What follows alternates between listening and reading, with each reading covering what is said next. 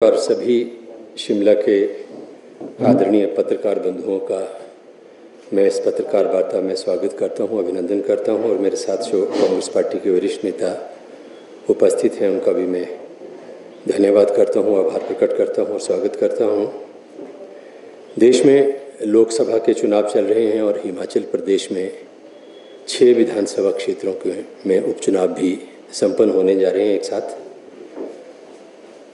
सब जगह माहौल चुनावमयी है और तमाम पार्टियां अपने पक्ष में प्रचार कर रही हैं, लेकिन ये चुनाव एक ऐसा चुनाव है जिसमें जो चुनाव प्रचार है उसका स्तर अब तक का जो हमारे लोकतंत्र का इतिहास रहा है उसको अगर हम देखें और उसके साथ तुलना करें तो हम अपने निम्नतम स्तर के ऊपर जो है वो पहुंच चुका है। और जब मैं ये कह रहा हूं कि निम्नतम स्तर के ऊपर पहुंच चुका है तो मेरा उससे तात्पर्य है कि जो देश का मुखिया है आदरणीय प्रधानमंत्री नरेंद्र मोदी जी, जो पूरे विश्व में इस महान लोकतांत्रिक देश का प्रतिनिधित्व कर रहे हैं, जब वो चुनाव प्रचार के दौरान अपने भाषणों में, अपने संबोधन में ऐसी बातें करते हैं जो न संवैधानिक तौर पर वाजिब हैं, न सामाजिक तौर पर उचित हैं और न ही देश की जो सद्भावना है उसके लिए सही है, तो मैं समझता हूं कि ये और भी दुर्भाग्यपूर्ण पहलू जो है वो चुनाव प्रचार अभियान का हो जाता है। मैं बड़े अदब के साथ, क्योंकि देश के प्रधानमंत्री हैं और उस पद पर कोई भी व्यक्ति आसीन हो, वो पद आदरणीय है, तो मैं बड़े आदर के साथ, बड़े सम्मान के साथ ही कहना चाहता हूं कि भारतीय जनता पार्टी का जो चुनाव प्रचार अभियान है उसमें जिस तरीके की बातें की जा रही हैं, जैसे कि मैं उदाहरण के तौर पर कहना चाहूँगा कि प्रधानमंत्री अपने भाषणों में कह रहे हैं पूरे हिंदुस्तान में कि जो कांग्रेस पार्टी का मैनिफेस्टो है उसमें मुस्लिम लीग की छाप है, उसको एक समुदाय के साथ जोड़ के प्रचारित करने का प्रयास आदरणीय प्रधानमंत्री कर रहे हैं। और साथ में ये भी कह रहे हैं कि जो SC, ST, OBC का आरक्षण है उसको ख़त्म करके वो आरक्षण जो है वो एक विशेष संप्रदाय को कांग्रेस पार्टी जो है वो देना चाहती है। मैं समझता हूँ कि हमारा जो संविधान है उस संविधान में इस तरह की भाषा, इस तरह की सोच और इस तरह के, और वो भी प्रधानमंत्री पद के ऊपर बैठा हुआ व्यक्ति, सबसे बड़ा दुर्भाग्य तो ये है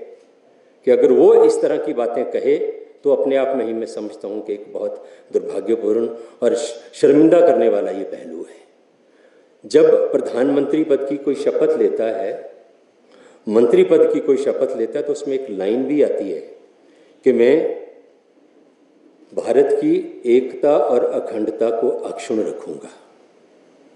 और ये बातें जो प्रधानमंत्री कर रहे हैं, ये जो शपथ उन्होंने प्रधानमंत्री के तौर पर ली है, मैं समझता हूं कि उस शब्द की जो कंटेंट है, उस शब्द का जो महत्व है उसके भी खिलाफ है। और संविधान की जो हमारे मूल भावना है जिसमें इस देश के प्रत्येक नागरिक को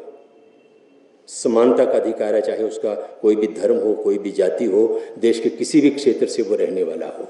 एक विशेष संप्रदाय को टारगेट करके उसको मुद्दा बनाकर देश की मैं तो ये कहूँगा कि भारतीय जनता पार्टी की विचारधारा और सबसे ऊपर प्रधानमंत्री आदरणीय नरेंद्र मोदी जी की सोच, उनकी विचार, उनके भाषण देश के लिए खतरा है, देश की एकता के लिए खतरा है, देश की जो सद्भावना है उसके लिए खतरा है। ऐसा चुनाव प्रचार इस देश के अंदर हो रहा है जो मैं समझता हूं कि जिसने हमारे देश की जो छवि है, जिसमें हमारी यूनिटी इन डाइवर्सिटी, हमारे देश में कितनी भाषाओं के लोग रहते हैं, कितनी जातियों के लोग रहते हैं, कितने धर्मों के लोग रहते हैं। और आज आप चुनावी लाभ लेने के लिए जो है हर जगह अलग अलग तरह की बात करके लोगों के अंदर वैमनस्य, नफरत और एक दूसरे के प्रति बैर भावना पैदा करने का जो है वो राजनीति जो है वो देश के अंदर कर रहे हैं। तो मैं समझता हूँ कि दुर्भाग्यपूर्ण है। कांग्रेस पार्टी के मैनिफेस्टो का जहाँ तक प्रश्न है, हमारे राष्ट्रीय अध्यक्ष मल्लिकार्जुन खड़गे जी ने जब मोदी जी ने इस तरह के भाषण दिए, भाजपा के नेताओं ने जब इस तरह का दुष्प्रचार किया,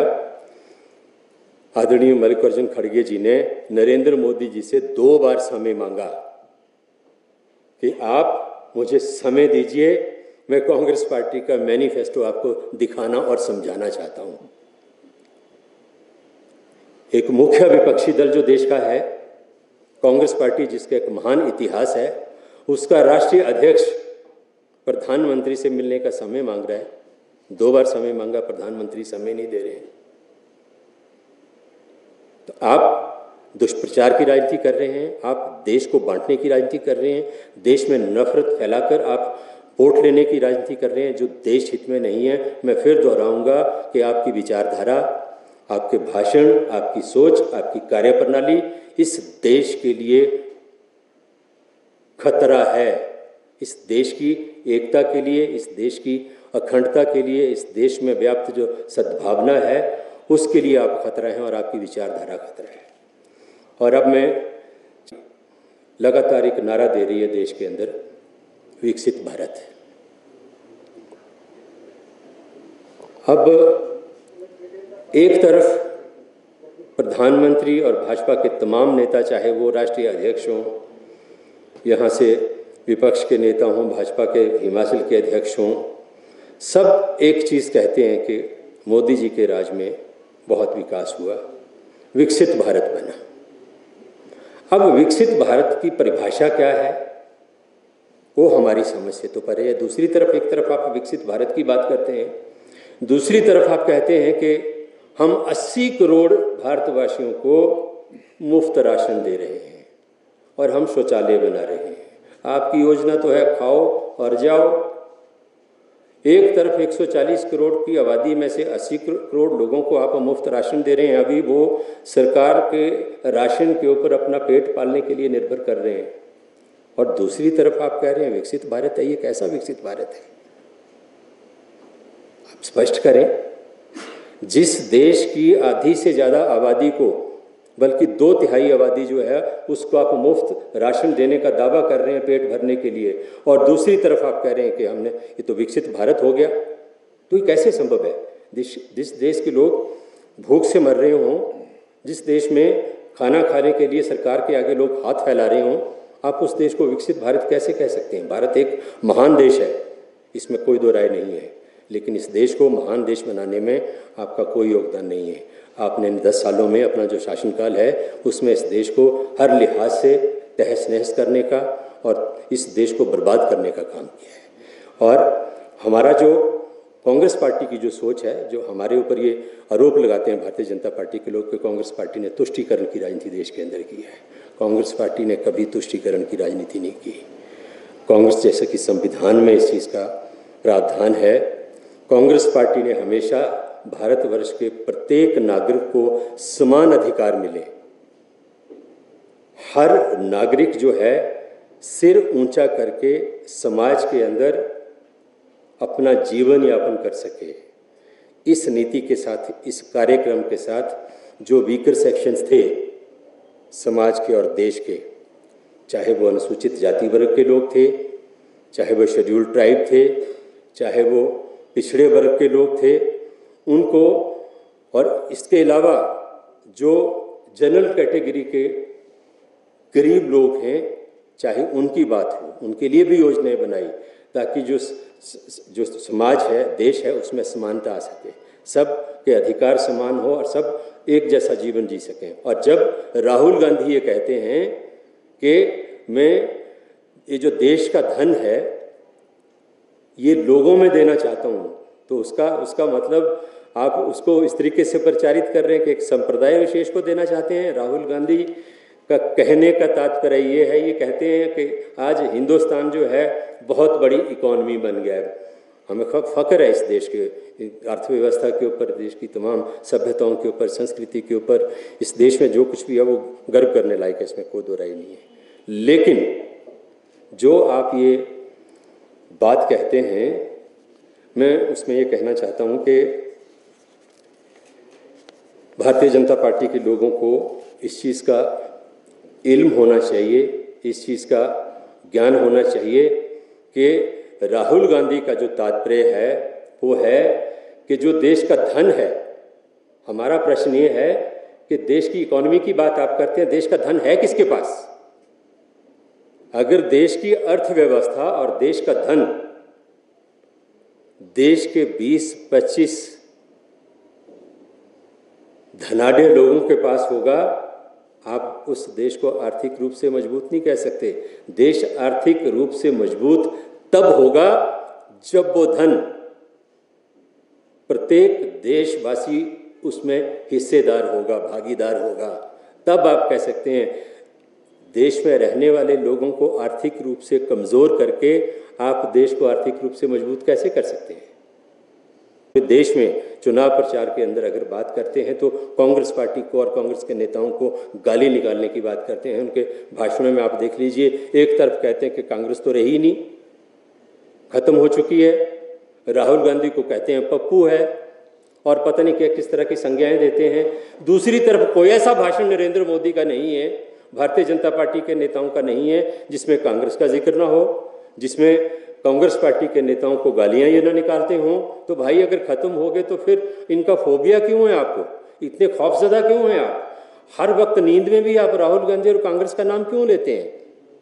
वास्तविकता ये है कि भारतीय जनता पार्टी इस देश के अंदर पूरी तरह से एक्सपोज हो चुकी है, और भारतीय जनता पार्टी के चेहरे का जो एक नकाब था, जिसमें कहीं राष्ट्रवाद छुपा हुआ था नकली, कहीं नकली हिंदुत्व छुपा हुआ था, और कहीं नकली देशभक्ति छुपी हुई थी, कहीं नकली बेरोजगारों के लिए नकली दर्द छुपा हुआ था, महिलाओं के प्रति बहुत महिला सशक्तिकरण के नारे छुपे हुए थे, वो सारे चेहरे भारतीय जनता पार्टी के एक एक करके तार तार हो चुके हैं, बेनकाब हो चुके हैं। आप देखिए, भ्रष्टाचार को लेकर भाजपा बात करती थी, इलेक्टोरल बॉन्ड, मैं नहीं कह रहा हूँ, केंद्र की जो मंत्री हैं फाइनेंस मिनिस्टर, उनके पति ने कहा है, वो भी इकोनॉमिस्ट है, उनके पति ने कहा है कि इलेक्टोरल बॉन्ड इस देश नहीं इस दुनिया का सबसे बड़ा घोटाला है। और हिंदुत्व की आप बात करते हैं, गाय माता का आप वो करते हैं, हम सब हिंदू हैं, हम भी भगवान राम को मानने वाले हैं, हम हिंदुओं की जो परंपराएं हैं, सनातन है, उसको मानने वाले हैं, सब मानने वाले हैं। हिमाचल तो देवी देवताओं की भूमि है, हम तो सब लोग रोज़ कहीं ना कहीं किसी मंदिर में चले हैं, कहीं ना कहीं मत्था टेकने चले होते हैं, सवेरे सूर्य को अर्घ दे रहे हैं, हमारे कुल देवताओं की पूजा करते हैं। हम तो वैसे ही ये जो हमारा सनातन है उसको मानने वाले और अपनाने वाले लोग हैं हिमाचल प्रदेश के। लेकिन आपने क्या किया, एक तरफ आप गाय को माता कहते हैं और दूसरी तरफ जो बीफ एक्सपोर्ट करने वाली कंपनीज हैं, बुचर्स हैं, मैं साधारण शब्दों में कहूँगा, जो बुचर्स हैं, गाय को काटते हैं, आपने 250 करोड़ रुपया चंदा उनसे ले लिया। कैसे हिंदू हैं आप? कहाँ के हिंदू हैं आप? किस हिंदुत्व की बात करते हैं आप? अग्निपथ योजना लाकर आप युवाओं के बड़े हितैषी बनते थे, और इस देश के युवा भी बेचारे मोदी मोदी करते हुए जो थे, पता नहीं उनको लगा मोदी आएगा क्या कर देगा हमारे लिए, देश के युवाओं के लिए। तो अग्निपथ योजना लाके आपने सबसे बड़ा कुठाराघात जो हमारी, मैं हिमाचल की बात करूंगा, हमारा जो राज्य है, इस राज्य से हजारों युवा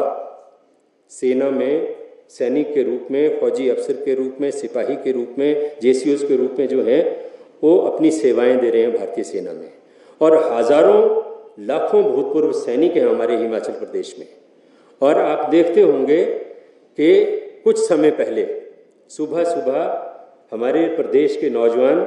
सड़कों के ऊपर दौड़ लगा रहे होते थे, एक्सरसाइज कर रहे होते थे, इस उम्मीद के साथ कि हम सेना में जाएंगे, भर्ती होंगे, वहाँ अपना कैरियर भी ढूंढ रहे थे, रोजगार भी ढूंढ रहे थे और देश की सेवा भी करेंगे। आज वो नौजवान, वो बच्चे आपको कहीं नजर नहीं आते। तो आपने अग्निपथ जैसी युवा विरोधी और सेना विरोधी भी मैं कहूँगा योजना लाकर इस देश के युवाओं के साथ कुठाराघात किया है। जो संस्थाएं देश के युवाओं के लिए रोजगार सृजित करती थी, जहां जॉब्स क्रिएट होती थी, जॉब क्रिएशन होती थी, जैसे अब हमारे गांव में आप कहीं भी आप चले जाओ, जी अब लड़का आपका क्या करता है जी, रेलवे में है,